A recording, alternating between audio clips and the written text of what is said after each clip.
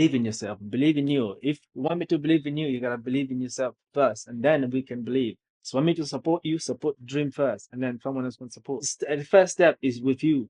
If you suffer about imposter syndrome, doubts, fear of failure, fear of starting a business because you think you're gonna fail, this video is for you. So stick around. Did a post on YouTube and Instagram to talk about what's stopping you to start your own business or the micro bakery or something else. My name is Leo. I run a micro bakery here in Seven Oaks. And if you're new here, don't forget to subscribe. Before I go to the answer, I'll read a question for you now. What holds you back from starting your own bakery business? This could be any business, could be a bakery business, could be any business. And the answer was, the first one, this is what Simon says, ask for a video on how to start small, maybe a range that can be started with less equipment to get things moving. So for this one, Simon's asking to ask for a video to share how I started, for example. So I'm going to start with Simon. I try to condense the information into small pieces, like share my story into a little bit, how I started, what I have when I started. So when I started first thing I knew was one product, which was bread. And then what did I have? I didn't buy anything at all. I had oven at home. I had bench, which was a table, dining table. I had a car. I had bowls at home. I had kitchen towel. Didn't have bannetons. I had a kitchen towel, a bowl I used as a bannetons, and a kitchen towel to put inside the banneton to use.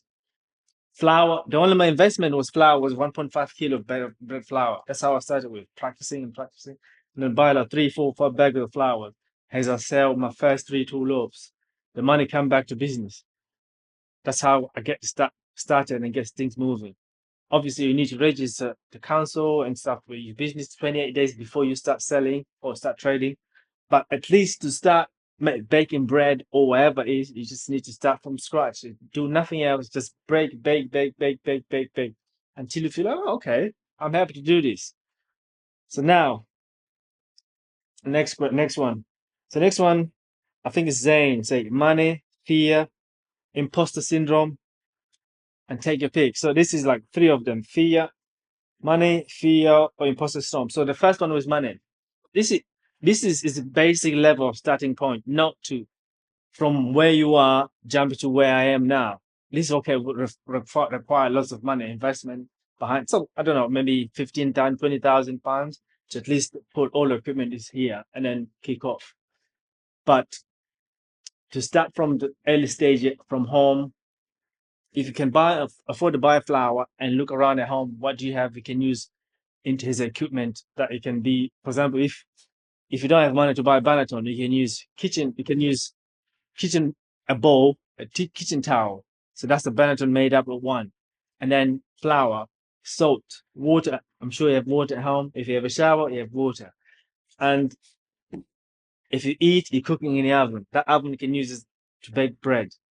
So that's the basic level you can start with. And then if you don't have money to buy a lame, but that's very cheap, like lame to store the bread and stuff. This all depends what you're going to be baking. If it's bread, I'm giving an example of bread here. I'm not talking anything else like croissant, pastries. That's a completely different game. So I'll give an example. Start with bread because the best advice I can give is in terms of when you start one, whether it's bread, pastries, anything, start one product, at least that you learn the system, how you work, how you learn the product and stuff, learn the customers. Fear of failure. So this is a serious, I'll say so, serious in a way. You need to analyze where you are now, and if you start, what are the chances if you come back to where you are? Because this is the thing, you don't even come back where you are. So this will eliminate. If you think this way, you hopefully can try to eliminate fear of failure. There's no failure because if you start learning something, you're already winning because you've learned some skills. It doesn't matter, depending on how long it's going to take you. You need to define your success first before you start. Because, for example, let's say I have a goal of making $1 million. What's going to stretch me to get there to make a 1 million? It's the lessons.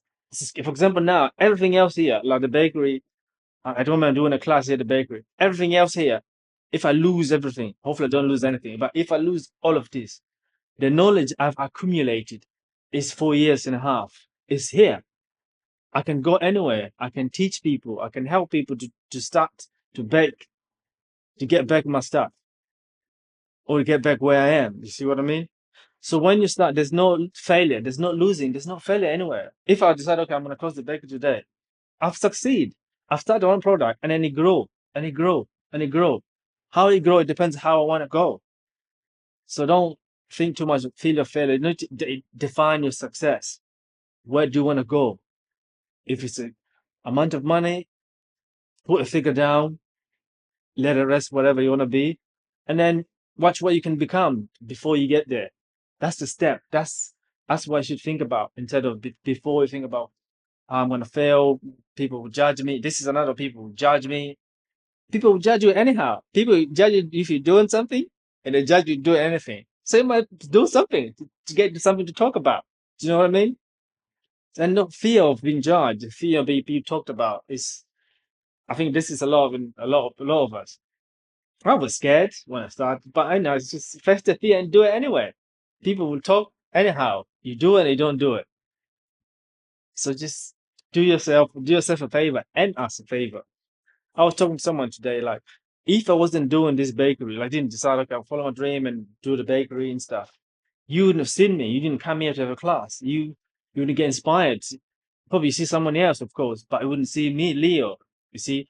So when you do follow your dream, it's really for you and maybe in the beginning at some point, but then when you start sharing to the world, the people get inspired and see what you do. You're serving now. It's completely different. It's not just for your own sake. Your own, for the kids, for your family, for society, for anyone. So think it that way. Who you can inspire, who you want to help, how your bread, your baking can help, who you can help, who you can sell it to. You know what I mean? Went too deep in that one. Imposter syndrome. That's another one. Thinking I'm not good enough to teach. This is the same. Like, I'm here teaching. I didn't gain a qualification. I can have that mindset. Oh, maybe, because I didn't go to a course, I can't teach anyone. But I've learned something. I can give to someone. I believe it can help. If I can, show you how to shape the bread and make bread and stuff, you can sell it. That help you. That's the skill you're passing on. You know. So believe in yourself. Believe in you. If you want me to believe in you, you gotta believe in yourself first, and then we can believe. So want me to support you, support dream first, and then someone else can support. The first step is with you and with me. We take the first step, first step, first step, and God will put His hand on, and everything else will multiply. Hopefully, let's go down. Small video. How did you start explaining stop towards opening a bakery? So this I've already answered in the bakery beginning, which is start small with wherever you have at home. Anything. When I started, I figured out what did I have here. I have an oven. I have a car. I have a phone with internet. Before the laptop, I had laptop, but before the laptop, I have a phone with internet. I've got a car. What else? I got a home. It's got everything. It's got oven. It's got table. It's got spoons. It's got dishes and everything I can use at home to bake. That's what I had. I just used that and maximize everything I have until I run out of options. And then by then, you at least some money selling, and then you buy a mixer, and then you buy uh, a fridge, another fridge, or buy a freezer. Those are steps you take to get you there to the next step. You see what I mean? Books and food, lots of things, but especially money and childcare. It's a good reason. Like, I mean, I'm not talking about money. I'm talking about childcare. Not having someone to look after your kids while you want to start up, do your business, do your thing. And I'll ask her, how old is the kiddos? One is less than 3 years old. I'm trying to think in a way that you can, like, for example, I have 3 kids. I'm lucky my wife look after the kids and I work. Even if I was thinking, like, how can you make it work? You're starting small step, at least just to bake. Let's say you now know you can bake, or you like to bake. You're baking, you're confident baking. You just don't know how to make around the kids, looking after your son or your daughter. What if you know the routine of the baby? He sleeps a certain time, he woke up a certain time, and your sleeping nighttime is different. Perhaps you can decide to bake maybe for once a week, and then do a collection at home, because you don't want to do so much traveling because the baby is, I don't want to put in too much stress. So if you can prep it just for one day, let's say doing baking just bread, prep a certain time of the day while he's sleeping, or feed the starter in the nighttime, while it's sleeping or something. Prep, mix sourdough. Just that very simple. One product. Don't do too much because that would be stressful. I can imagine that would be completely stressful. I mean, I was a little bit stressed when I'm still at home. The kids at home is running around, and sometimes you want to focus. The kids are there and stuff. But one, I think you can. There is a way, depending on your routine day to day. How do you do home? How the baby sleeps and stuff. When how from the morning to end of the day, when does it sleep?